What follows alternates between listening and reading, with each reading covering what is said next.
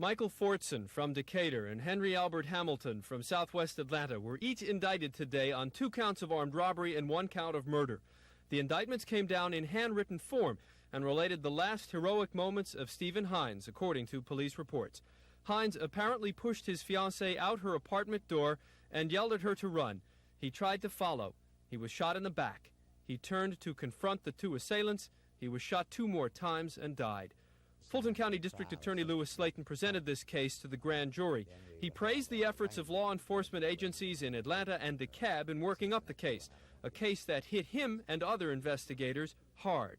Well, it was an atrocious case. It was a horrible case. A couple cooking in the back, you know, and somebody accosting them, attempting to rob them, and then brutally killing one, and would have killed the other one probably if they'd had the opportunity, and then escaping.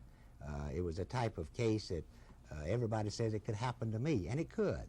And it's a type that is newsworthy and is of interest to everyone.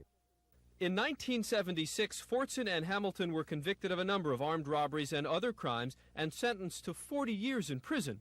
This January, Fortson was paroled. A month later, Hamilton was paroled.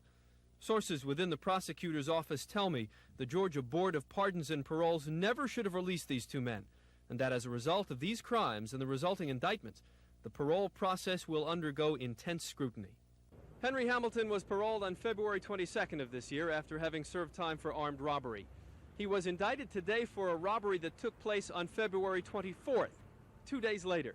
DeKalb County is looking at him in connection with a robbery that took place on February 25th, 3 days after his parole. Is it fair to say that Stephen Hynes would still be alive today if Henry Hamilton had not been paroled? Fair or not, that is an accusation that now faces the Georgia Board of Pardons and Paroles. From the Fulton Superior Courthouse, Marc Pickard, WSB News.